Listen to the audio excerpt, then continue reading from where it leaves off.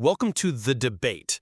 Today, we are focusing on one of the most sweeping legislative actions concerning India's labor ecosystem in decades. The consolidation of 29 existing, often overlapping labor laws into 4 comprehensive codes, covering wages, industrial relations, social security, and occupational safety, health, and working conditions. This initiative it's monumental. It's framed in the source material as a historic reform aimed at modernizing outdated provisions, simplifying compliance for businesses, and ultimately creating what's called a fair and future-ready labor ecosystem. Absolutely. But whenever we see such massive consolidation, there's always an inherent tension.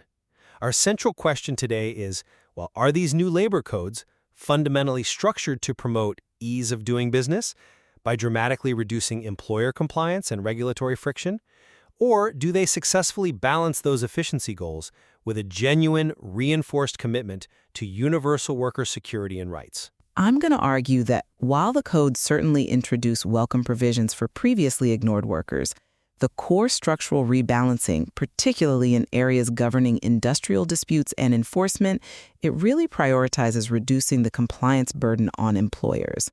And this emphasis, I believe, risks weakening the established institutional protections for the organized workforce. And my position is that the sheer, the transformative scale of these codes, especially their expansive and universal reach in providing basic guarantees, things like minimum wage and social security, confirms that they fundamentally achieve and prioritize security and welfare for the vast majority of India's labor force. Right.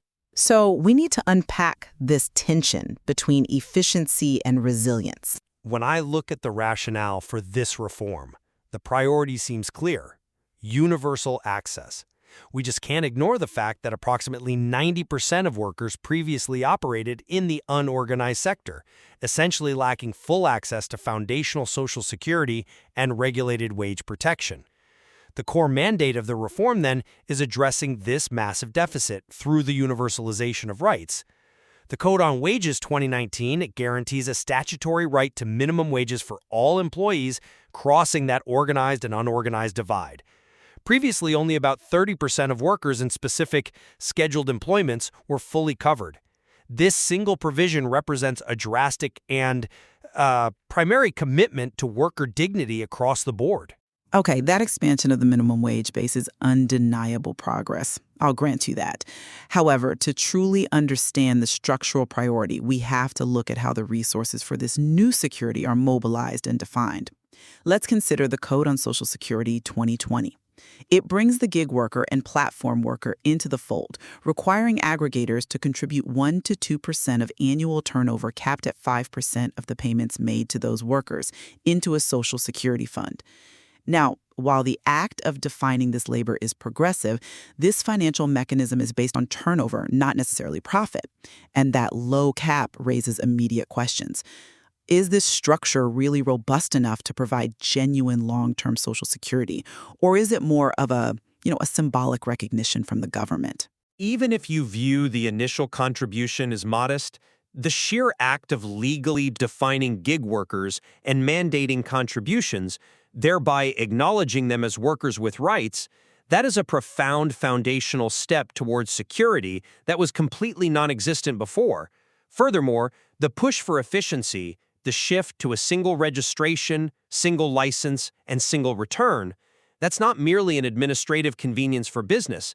It is critical for employment generation.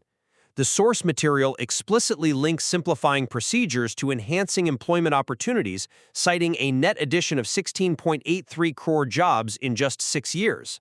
This kind of rapid, massive economic expansion, driven by regulatory clarity, is essential for worker stability and long-term security. I come at it from a different perspective. While simplifying bureaucracy is, of course, necessary, the reforms demonstrate a clear willingness to dismantle established protections to achieve that simplification. The focus really shifts from regulating industry to facilitating it. Take the enforcement strategy, decriminalization of offenses. This substitution replaces potential imprisonment for certain offenses with monetary fines. First-time non-imprisonable offenses can be compounded by paying a penalty. For large corporations, this means non-compliance shifts from an existential legal threat to, well, a quantifiable, budgetable corporate expense.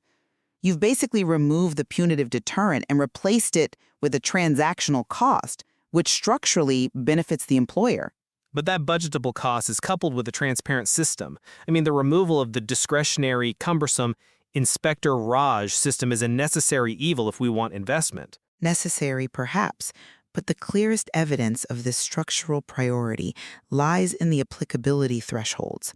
This is where we see the rubber hit the road in industrial relations. The Industrial Relations Code raises the establishment size requiring mandatory government approval for layoff, retrenchment, and closure from 100 to 300 workers.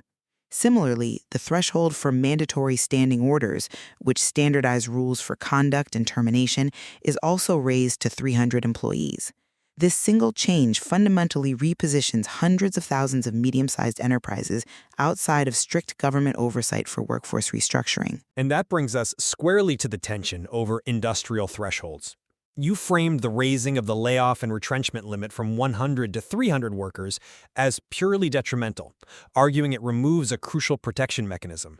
But without reducing that regulatory friction, how do we ever achieve the formalization and investment that's necessary to create the jobs we say we want protected? Because the friction existed for a reason. For decades, the 100-worker threshold provided an institutional check against arbitrary mass termination. It forced medium-sized employers to negotiate or justify significant workforce reductions to the government, acting as a brake on easy restructuring. By raising this threshold to 300, the law dramatically eases compliance for a huge swath of the manufacturing and service sector.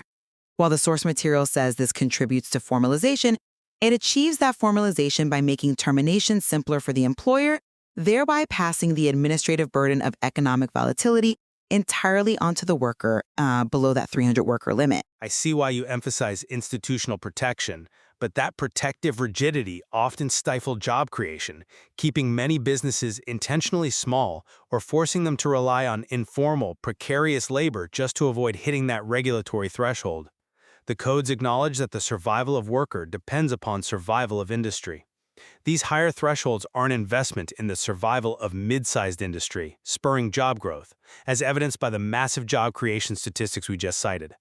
The goal is to move from a highly regulated slow-growth model to a dynamic, high-growth one where the demand for labor itself strengthens the worker's position. But protection shouldn't be antithetical to growth. If we're sacrificing regulatory oversight for easier business administration, we have to look very closely at the quality of the protection that remains. But the protection is modernized. The IR code doesn't just simplify retrenchment. It mandates a tangible, forward-looking benefit, the establishment of a reskilling fund. It requires a contribution equal to 15 days' wages, credited within 45 days of retrenchment. This isn't just compensation for loss. It is active assistance for transition into a new role. You really can't claim the system neglects the worker when it mandates funding for their future transition. The reskilling fund is positive, yes, but it is ex post relief. It's money after the fact, not ex ante protection against job loss. The institutional power to prevent unwarranted mass termination has been structurally diminished for a major segment of the workforce. And this concern extends to how the law is actually, enforced. Okay, let's discuss enforcement mechanisms then. The shift from the punitive inspector to the inspector-cum-facilitator is crucial. This move is intended to promote transparency and accountability, explicitly dismantling that Inspector Raj system, which was infamous for its discretion, corruption, and frankly, harassment. The source material emphasizes that enforcement now focuses on guidance, awareness, and advisory roles, supported by randomized, web-based, algorithm-driven inspections.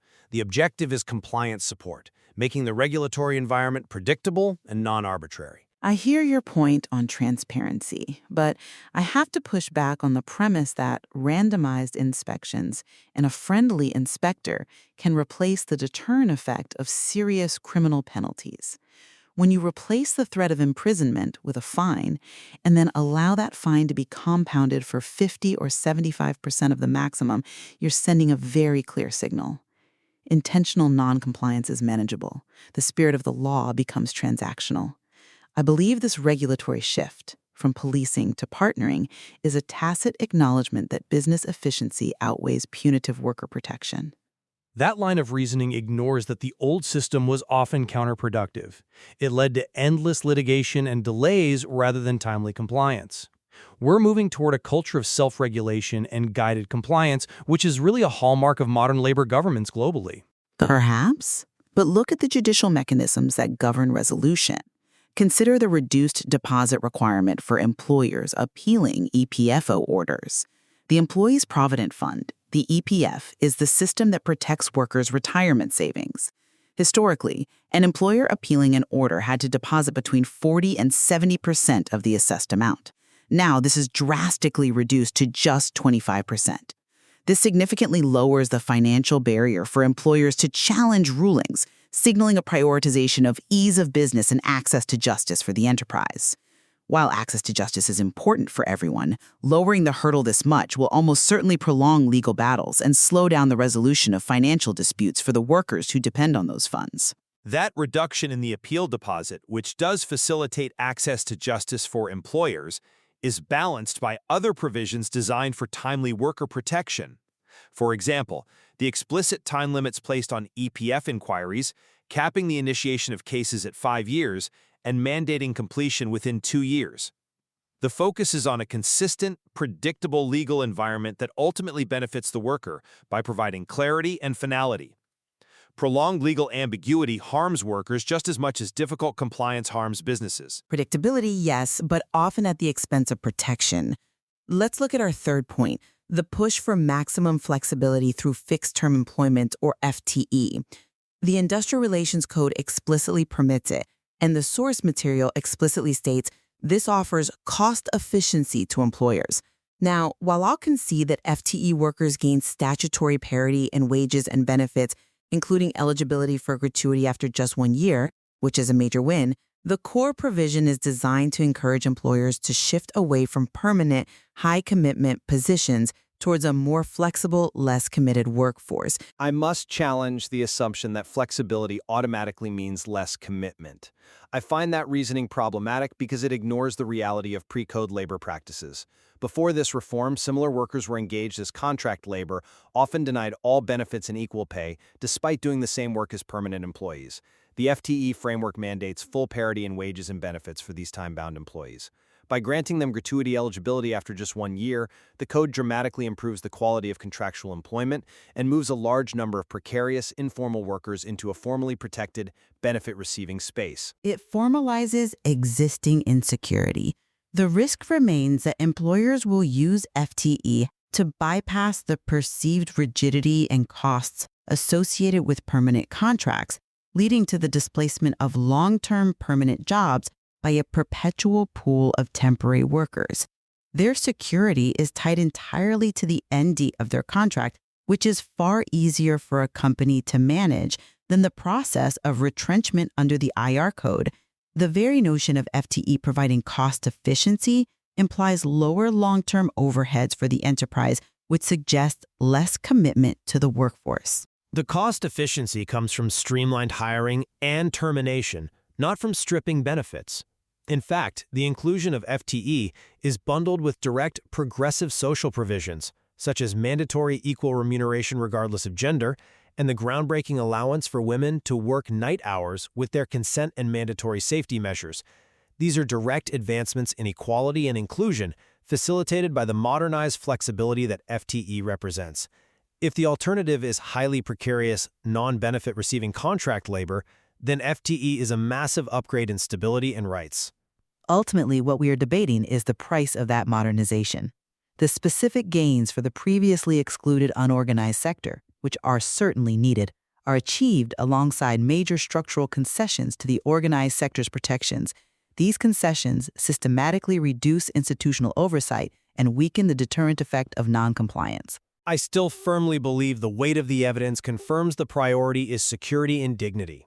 The expansive and universal reach of the Social Security provisions, extending ESIC coverage pan-India to 740 districts, ensuring a universal statutory minimum wage, and crucially, mandating Social Security coverage for the millions of gig and platform workers, it all demonstrates that the codes primarily deliver on the promise of security for the vast majority of India's workforce, most of whom were completely unprotected before this reform. And I conclude that these codes are a significant and necessary modernization, simplifying a tangled web of regulations. However, the systematic raising of thresholds for industrial relations, which dictates the ease of hiring and firing for mid-sized firms, and the shift from criminal prosecution to civil and monetary penalties, strongly suggests that promoting enterprise efficiency and reducing the regulatory burden was the dominant structural priority. The reforms enhance welfare access, but they simultaneously reduce institutional resilience, leaving open the vital question of the enduring strength of collective worker protections against arbitrary corporate action. It is clear that the framers of these codes intentionally held these two objectives, compliance simplification and universal supervision, in explicit tension. World impact will be seen not just in the letter of the law, but in the implementation of this new, simplified framework. We must also observe how state governments utilize the flexibility they've been granted to modify and adapt these codes further as per the unique requirements of their local economies. The material clearly presents a complex effort to reconcile the objectives of administrative efficiency with the maintenance of strong regulatory oversight. This discussion will certainly continue as these codes move from legislation to the reality of daily governance.